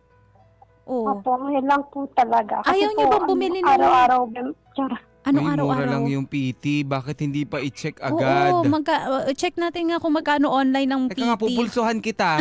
Ano yung pulso mo? Sige, sabi nila, pag mabilis yung pintig, Oo, buntis. diba? Buntis daw yan. Tsaka makikita daw yun dun sa sa hinga, ay dito sa leeg. Yung sa leeg, pag yung may Oo. pumipintig-pintig, sabi doon. Ayun, Ala, naririnig buntis ko yun. din yun. Tapos, ewan ko. Itinawag natin yung pagiging buntis. Nakakatuwa naman to. So, naging doktor tayo bigla. Pero, yung pregnancy kit yung pregnancy test kit, magkano lang ito? Hindi ba kayo nag-try bumili? Hindi pa po namin natatry bumili eh. Mura Pero lang sa sabi naman butika. po Hindi niya, naman kailangan ng At reseta isang mahal po bago niya ka ako bigyan ng magpa-check PT. up po. Hindi, at Bago least ka para magpa-check lang... up, magpa-check mo muna. Kung, Oo. mag-PT ka muna. Ayun meron daw mga 40 pesos. Ba't At yung nabili si- ko 80? Positive ka ba? Nag-check kasi ako. Baka umaya buntis na Ang hirap ako. kasi, di ba, B? Yes. Maulan-ulan pa naman itong mga panahon na to. Pero ito, matanong lang, nag-iingat ba kayo? May gumagamit kayo ng protection sa tuwing ginagawa niyo yun? Hindi po Hindi po. So, posibilidad. May Oo. laki ng possibility na buntis ka. 100%. Hindi ko sinasabing 100% na buntis ka, pero 100% malaki yung posibilidad. Tama ba? Mali na naman yung grammar ko. Pero malaki yung chance na buntis ka dahil nga hindi ka gumagamit ng protection. Oo, Saka oo. sabi mo, regular ka eh. Buti sana kung katulad ka ng iba na irregular, di ba? Pero gaano kayo katagal na magkarelasyon? Gaano kayo katagal na Matagal na rin magkarelasyon? po. Parang Matagal na kakalibin rin. nyo lang. Oo. Pero nung nag-start ka, sorry kung itatanong ko, Dito lang po August kami nagsasama po. nagsama. Okay. Kabado ka ba? Hindi mo ba... Kasi po pinalayas po kasi ako sa bahay Ayan namin. na. Yun na magiging Kaya problema sila po mga yung- kapuso. Nagalit yung parents mo. Dapat po isang araw lang. Opo, nagalit po. Sabi po ng papa ko po, huwag ka na umuwi, dyan ka na. Ayun po yung sabi ng papa ko po. Kaya wala na rin po ako nagawa. Pati po yung partner ko po. Sabi po niya, dito ka na lang sa akin, ako mag-aalaga sa'yo, hindi kita pababayaan. Yan talaga mga linya eh. Mga linya na ganyan ng mga lalaki, no? Parang... Pero kasi, yung sinabi sa'yo ng tatay mo na lumayas ka na, baka ano lang yun. Alam mo na, may mga nanay, tatay, ilang beses nang sinabi sa akin yan dati. Tinatakot, eh. di ba? Pero hindi naman nila kaya. Hindi naman totoo. Oo, Charot. galit lang, ganon. Or gusto mo lang talaga na magsama na rin kayong dalawa? Gusto ko na rin naman po. Oo, gusto mo na mag-asawa. Opo. Oo, di ba? Kaya tuloy nung sinabi nung tatay, nung galit lang, dyan nga na tumira, okay. Pero umiyak kayo, okay po. Okay po. Kainis. Tapos umuwi ng bahay, saya-saya na, sama na tayo, Kasi po, maalagaan mo na ako. blinak din po kasi kami ng papa ko pareho po sa messenger. Galit kasi. Oo. Ganun naman talaga Tapos eh. Tapos inunlock din po kami, ganun po. Oo, sabi sa'yo, galit lang yan. Inunlock din naman po kami. Pero decided ka na magsama na lang kayong dalawa nitong partner mo. Yes Itong po. boyfriend Tagal na po mo. talaga kami nagsasama, 4 na buwan. Oo. Oo. Saan kayo nakatira sa barracks? Siya po yung, hindi po, nangungupahan po kami. Siya po yung nagbabayad ng kuryente po, ganun po. Alam nga Kasi namang po wala po akong trabaho, kapitbahay. ayaw rin po, Okay. So, ayaw rin po niya akong pagtrabahuhin, ganun ay po. tara, Ganda, Disney princess. Disney princess. Opo. Taray mo Okay. talaga, girl. Okay. Opo, siya po yung nagpapakain sa akin, nagbabayad ng upa po, ganun. So wala kang ginagawa. Wala naman. Sa parang bahay ka lang din talaga, parang asikasuhin mo lang yung lahat ng kailangan niya. Ikaw yung magluluto ng ulam, maglilinis, maglalaba, ganon. Actually po, wala pa po kaming mga gamit talaga dito sa bahay po. Anong meron lang? Charger ng Tatapusan cellphone? pa po kami ng October po makakabili. Po, extension po, tapos mga electric fan, ganun po. Oo, nagsimula pa lang eh. Okay. Akala ko totally wala talaga. Okay, normal lang naman talaga yan. Yes. Ano muna, nagsusuko muna sa isang kumot tsaka isang banig. Sa banig. Ganyan, oo. Nagbabanig. Tsaka isang unan. Ay, naku. Di ba may higaan naman po kami? Tara. Tara, may higaan. kama? Uso na ngayon. Uso na ngayon. Pag hindi uso. Siya po kasi gumawa nito. Ay, Ginawa po niya to kasi ayaw po niya matulog sa sahig po. Ay, taray. Ay, di ka patutulogin sa sahig. Mahal na mahal ka. Oo, pa-clone nga natin yung mister mo. Para mabigyan din naman lahat ng mga babaeng Kasi mas nakikinig. matanda po kasi siya sa akin, Lady Gracia. Oo, ilang taon na siya? 35 po. 35. Ikaw? 23 po. Oo nga. May Medyo edad na. malawak yung, magkaiba yung Matanda aguhan. na. Oo. Para dun sa edad ni, Oo. edad nitong si Kim. Oo. Mukha Ayan. lang po matanda pero bata pa naman po. So, ngayon, nagsisimula kayo. Paano yan kung sakaling positive ka? Buntis ka. Oo. Sabi naman po niya sa akin, kung magkakaroon naman po kami ng anak, okay lang naman daw po sa kanya. Pero pag hindi naman po kami nagkaroon ng anak, okay lang din naman po sa kanya dito. Pero ikaw, ready ka na ba kung sakali man na buntis ka na talaga? Kaya nyo na ba? Hindi ko po alam eh. Pero ikaw, ano yung nararamdaman mo ngayon? Kaya naman po. Ready ka na ba Pag tulungan talaga? naman po kami, kaya naman. Oo, Yes pero po, mahirap ready naman ha. po ako. Tinan mo nga, okay, electric fan pa lang yung meron kayo. Oo. Mahirap na po eh. Diba? Nangungupahan pa kayo. Paano yan? Bumibili-bili na lang kayo ng ulam muna. Opo, siya po yung bumibili ng ulam ko. Mga kari-karinderya Hindi ka muna. nagluluto. Opo. Wala ka. Kasi siya po, kumakain po siya dun sa kabila po eh. Tapos ikaw dadalhan ka na lang. Ganon. Hindi po, binibilan po niya ako ng pagkain po. Oo, Minsan alam po mo, sa Jollibee, ganun po. taray ha. Okay, alam mo, sa simula, magaan-gaan pa yan kasi wala pa kayong masyadong ginagastosan. Pero kapag ka nandyan na yung baby, dyan ka na mapapakamot sa ulo. Ang hirap pala. Totoo. Lalo na kapag umiiyak yung anak mo, wala kang mapadede.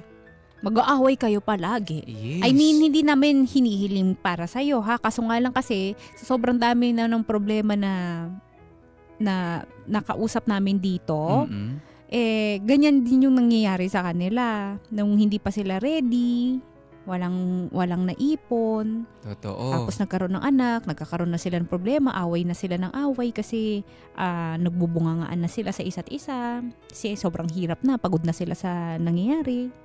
Ganon. Yun lang yung sinasabi namin, ha? Yes. Ikaw ba, ayaw ka sana namin takutin pero ito yung reality. Kasi syempre, gets naman natin na sa simula ng relasyon ay talagang in love na in love pa kayo sa isa't Yes, isa. sweet-sweetan. Kinikilig ka na pag dinalan ka ng pagkain. Ulam. Naku, siya na yung perfect one for me. Mga ganon. Kala mo hanggang dulo, ganyan. Mm. Darating yung panahon na bahala ka kumain dyan kung may kakainin. Kung wala, bahala ka din. Yun yung nakakatakot Didiskarte ka eh. bilang babae. Nako, number 1 pa naman yan sa mga babae kasi sila may iwanan sabay. Bibigyan ka ng 200. Pagkakasahin mo yan 1 linggo. Kaya mo ba yun? Grabe naman yung 200 isang linggo. O hindi yan, gawin natin 500. Diba? 100 per day. Oh, hindi Tas kaya. diskarte mo na. Naku. Diskarte mo na. Diba? Tapos magiging 3 yung anak nyo, nangungupahan kayo. Mag-aaral yung mga, naku, sinasabi Tapos ko sa mamaya inyo. yung mga bata ipapaiwan na naman sa probinsya doon sa Naku mga po. magulang ninyo kasi wala mag-aalaga kasi ikaw kailangan mo na magtrabaho. Yes. Grabe yung Tapos pag-overthink natin. mag-aaway kayo ng ng kinakasawa mo kasi uuwi siya ng lasing, ng babae pa. 'Di ba? Wala na nga maipadala doon sa mga anak nyo sa probinsya. Tapos nakukuha pa mang babae. Nawala siya sa linya. Binungangaan na kasi natin. Actually, ang problema pa lang pala dito is Pero PT kasi pa lang. totoo, PT pa lang po talaga yung problema. Pinag-overthink na natin siya. Pero kasi mga kabarangay, matik na. Ano pa bang asahan nyo pag wala kayong proteksyon? Yes, Okay? at saka, 'di ba, ang hirap pong pumasok sa pag-aasawa. Ang hirap maging magulang kapag hindi kayo stable, ha. Hindi kayo stable sa trabaho nyo, wala kayong siguradong financial income, 'di ba? Naku po. Kasi ang hirap eh. Tapos sabi nga niya, wala pa daw silang napupundar. Electric Sa fan pa lang yung apat na meron. buwan na magkasama sila, electric fan yung meron sa kanila. Oo. Extension cord na banggit naman. Extension cord. Tsaka kama naman na ginawa. Oo. Okay. Tapos may kama. Maswerte siya, madiskarte yung mister niya. Oo. 'Di ba? Yung itong kinakalibin niya. Hindi po biro. Ang gusto po Oo. namin iparating dito ay hindi po biro ang pag-aasawa. Kung hindi po kayo handa, ay huwag niyo pong pasukin. Kaysa mandamay pa kayo ng mga... Ako doon ako sa bata na aawa eh. Kasi Oo. syempre pag hindi nila nakayanin buhayin, malang may papaalagan nila kay lolo, kay lola, sa mga kapatid, iuwi na Totoo. naman sa probinsya. Nako. 'Di ba? Para makapagtrabaho sila. Tapos sa susunod malalaman natin na meron na silang nakilala dun sa mga trabaho nila. Totoo. Tapos yung mga bata sa probinsya nag-asawa na, yung mga bata sa Pinabayaan probinsya, na lang. bahala na yan. Lumalaki Ganyan. naman sila, nandun naman si lolo at si Oo. lola. Tapos ikaw nagkaroon ka na naman ng panibagong mga anak dun sa bago mong kinakasama. Ganun pa rin pala yung nangyari. Diba? Grabe. Minsan nagiging routine yun ha. Oo. Sabihin nila, nasisilip-silip ko naman yung mga anak ko paminsan-minsan sa messenger. Nag-update naman po ako, nagpapadala po ako. 500 isang buwan. O kung ano 500 isang buwan? Proud na proud sa sarili, no? Ay nako, ayan. So hindi na natin siya makontak. Nagre-ring lang, hindi niya na Nagre-ring. sinasagot. Sige, try nating i-message Oo. ulit. Ayan. Okay. Mahirap po magkaasawa, Diyos ko. Lagi na kayo mag-aaway yan dahil kulang kayo sa income. Number 1 yun eh. Lalo walang trabaho itong si Kim. Mm-mm. 'Di ba? Tapos yung lalaki lang natatrabaho. Ngayon, siguro sapat-sapat sa kanila yon. Pero pag may bata, Diyos ko, 'di ba? Sakto, Yung sakto. pangangailangan nyo dyan, kailangan Naku po, doble. ang mahal ng mga gatas. Kapag ka wala kang gatas. Sa diaper Ako nga pa eh. lang eh. Ako nga noon. Oh. Pag check ko lang, walang gatas. Hindi pwede to. Sino nagkagata sa inyo? Ako. Sabi ko walang gatas. Pag check ko, sabi ala, kailangan daw mag-ano ng baby. Kasi na nga, di ba, kailangan daw ng gatas ng baby. Wala akong gatas. Baby ko po naman. Hindi lahat kasi ng ng nanay is may gatas, di ba? Minsan, wala talaga. Oo. Kaya, saka isipin mo yung diapers pa lang eh. Siyempre, kailangan magpa-check up din ng mga yan. Totoo. Ang daming gastos mga kabarangay kapag kayo nagkaroon ng anak ko. Sige, pag-usapan natin ha, para matakot yung mga excited makipag-live-in dyan. Tapos walang-wala pa talaga. Walang trabaho, no? Oh, Diyos ko kayo. May trabaho man, hindi pa nga sapat sa kanya eh. Tapos nag-asawa pa, 'di ba? Tapos biglang tatawag dito sa Talk to Papa na problema siya.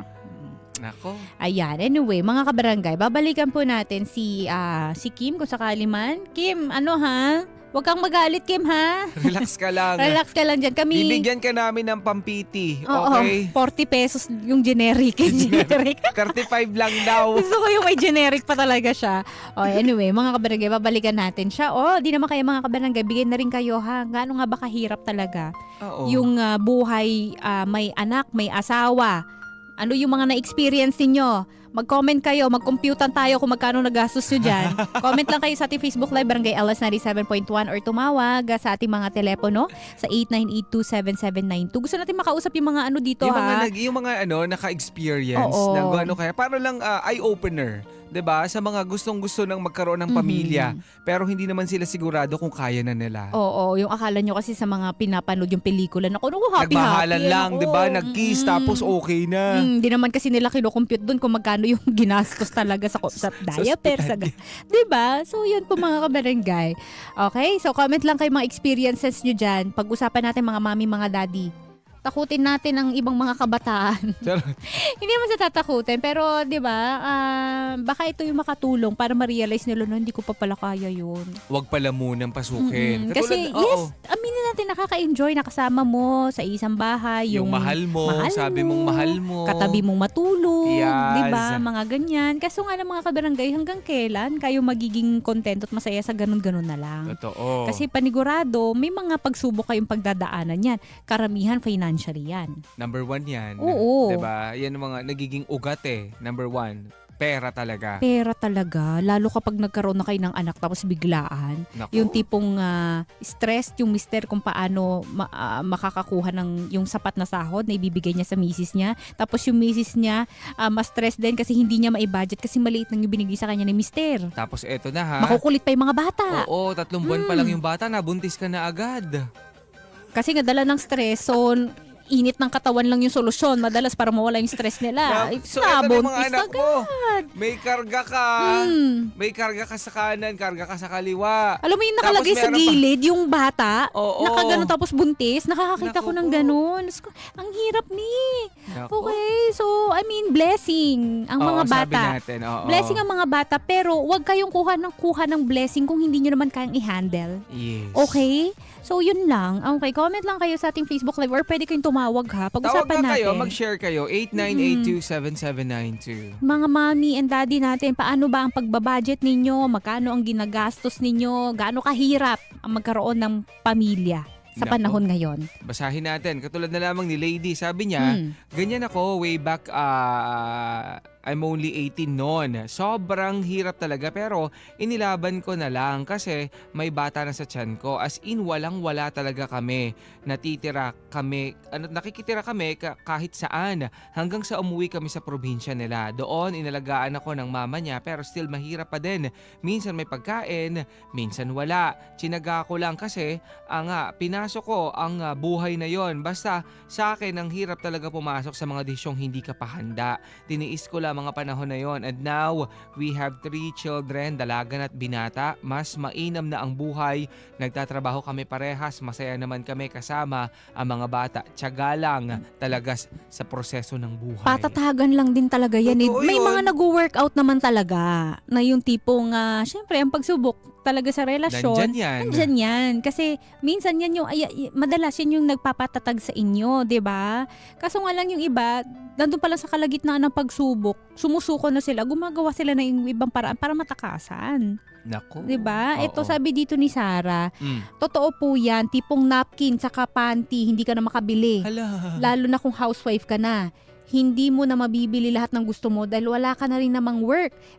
Unexpected pregnancy po talaga should not be normalized. Pero yung sa akin po is ready po ako noon. Kaya wala naman po akong pinagsisisihan. Ayun yung prepared ka. Okay. Kung planado, syempre pag planado, sigurado na meron kayong sapat na ipon para at least makover man lang yung pang 1 year ng bata. Yes. Diba? Tapos tuloy-tuloy yun Tapos mga sana, kalengke maaalagaan kasi nakakapag-provide yung asawa nyo. Ng Diba? Yung maayos. nakabuntis sa inyo. Mm-mm. Para yung bata, hindi kung kani-kanino napapaalagaan. Ang hirap naman Diba? yung bata, papaalaga nyo sa kung sino-sino. Oo, at saka yung mga lola, hindi bigla-biglang nagiging nanay na naman. 'Di ba? Kasi Maawa naman meron kayo. meron akong Oo. yung lola ng ng ng mom ko. So lola ko siya. Ang sabi niya, nako, nung ako ay nagkaroon na ng mga apo, hindi ako nag-alaga. Para ma-experience nung anak ko kung paano mag-alaga ng apo. Tama lang. Ganun yun. Tama. Diba? Mm-mm. Dapat nino-normalize natin yung ganun. Hindi yung pahirap pa tayo dun sa mga matatanda na. Kasi dapat sila, magre-retire na yung mga yan. Oo. Yung tipong magre-relax na lang sila. Kasi nga, nagawa na nila yung obligasyon nila sa'yo nung anak ka nila, nung maliit ka pa lang. Oo, sabi Diba? nga niya, no. Hindi ako mag-aalaga ng apo ko. Okay sa akin yung bibisitahin ko siya kung kailan ko gusto. Pero yung ako yung Tama. mag-aalaga sa kanya, magpapalit ng diaper niya, no. Kasi sa simula yan, kunwari, iwan ko muna, Nay, ha? Yes. 2 araw lang hanggang sa nasanay na. 1 buwan, 2 buwan hanggang di na kinukuha. Doon na lumaki. Ganyan, sana lahat ng lola, ganyan ka-firm. Oo. Ganyan ka, yung boundaries nila na, I know, anak mo yan. Oo. Mahal kita, mahal ko yung apo ko. Oo. Pero ikaw mag-aalaga ikaw dyan. mag-aalaga Nang niyan. maranasan mo. Oo. Yun ang sabi niya. Kasi hindi matututo. Hindi ko makalimutan. Tama yun. Sabi Tama niya. yung gusto ko yun. Saka hindi matututo kasi yung isang tao Totoo kung yan. may inaasahan pa rin siyang magulang niya. Totoo. Na, nandiyan naman si mama, nandiyan naman si papa, Kasi- mag-aalaga ng anak ko. Kasi ang sabi niya, kasi ako, nung pinanganak ko, kayong mga anak ko, ako nag-alaga sa inyo. Well, hindi ko kayo pinaalagaan sa iba. So, para ma-experience nyo. Which Saka is mas totoo din lalo naman mo daw talaga. minamahal yung anak mo. Totoo Kasi, yun. kasi kumbaga parang siya tinrabaho mo yung bata na yan. Kumbaga parang inasikaso mo. Even yung bata. Binigay mo yung Diba? Nagkakaroon kayo ng connection. connection. Maganda yung connection ninyong mag-ina Yes. o mag-ama. Matibay. Ganyan. Diba? Ito, si Fregina Lizel. Masarap lang po talaga sa una. Pag tumagal-tagal na Anong kayo. masarap sa una? Ano yung masarap na yan? Titikman ko nga. Tarat. Maalat. Maalat ba? Maalat-alat naman. Balot ba yung balot yung pinag-uusapan? Pag tumagal-tagal na kayo, batuhan na kayo ng masasakit na salita at sumbatan. Oo. Sana naisip mo muna yung sarili mo, ate. Total bata ka pa naman. Mag-work ka at mag-ipon para sa ganun, may pera ka para sa pagiging pamilya mo. Walang problema, mag-boyfriend na muna. Huwag mo na mag-anak kung wala pang maayos na trabaho.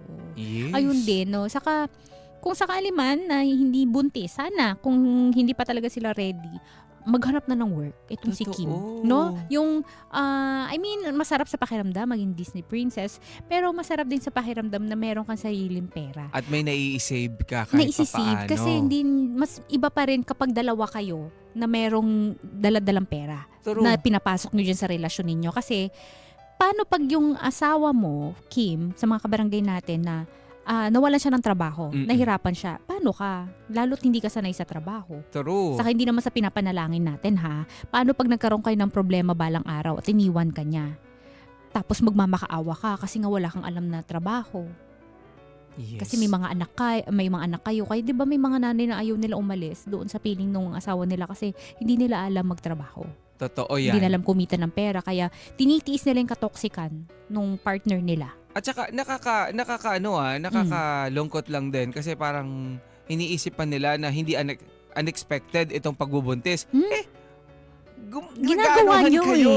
Ginagawa nyo. Diba? Tapos unprotected. So yun talaga yun. Asahan mo na yan. Kasi kahit nga din talaga yung mga... Tapos magugulat siya, buntis ako. 2 buwan din Oh, hindi po ganyan ang reaksyon ha. Oo, Ang magulat dami- ka kung yung tipong wala kang boyfriend, bigla kang nabuntis. May mga ganyan, di ba? Oo. Magulat ka, ba't ako nabuntis? No. Tapos nung tinanong, may nangyari ba sa inyo ng boyfriend mo? Meron. Opo.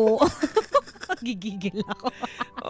Ay, nako. Eto, si Tuna, sabi niya, actually, kami kahit ready kami, nakakabigla pa din talaga mag-asawa. Nangapa kami, ang daming struggle. Kahit ready, promise nakaka-drain pa rin. Pag masama pakiramdam mo, tinatawag ko talaga mama ko. Bumabiyahe siya, Bulacan to Caloocan. Pasalamat kayo, di ba? Meron kayong mga ina na ganyan. Di ba? Na one call away lang. Nandyan na, tutulong yan. Kasi lalo kapag sigurado naman na yun kapag kakapanganak kakapanganak. Oo, sige, kaya mo yan. Oh my God. Kapag bagong panganak. Bagong panganak yung babae, yung nanay niya talaga, aasikasuhin niya yan. Yung totoong nanay niya. Oo, alam niya kung anong gagawin 'di ba? Pero after that, kailangan matuto ka na rin na hindi dumepende din dun sa magulang mo kasi Yes. bubuhayin mo na yung anak mo na yan. Hindi naman pwede na dun sa, especially di babae ha, hindi naman pwede na mag-aalaga sa'yo is yung biyanan mong babae. Oo, hindi naman ako nakakaano yun. Nakakahiya. Kasi baka mamaya isusumbat pa sa'yo yan pag balang araw. Totoo, ganun nangyari sa akin Oo. dati. Sabi ko talaga, ayoko po, nanay ko na lang po magbantay sa akin. Nung tinahi ka, wisit ka talaga kay Kayla. Alam mo lang ba't nung nangyayari pag tayo magkatandem? Hindi man yun nga. Yun nga yung, dapat nanay talaga ng babae. Napaka-importante nun. Oo. Iba yung kasi yung komportable tapos may share. Lalo emotional yung mga yan. Yes. Diba? So yun, ang mama niya lang makakaintindi sa kanya. Parang ganun, True, diba? Ito si Lorena. Hindi po mahirap na masaya, lalo na pag first time parents. Kapag nagkakasakit ang anak, maiyak ka na lang kasi pakiramdam mo, ikaw ang may kasalanan. Totoo Lalo yun. na pag hindi pa kayo financially ready.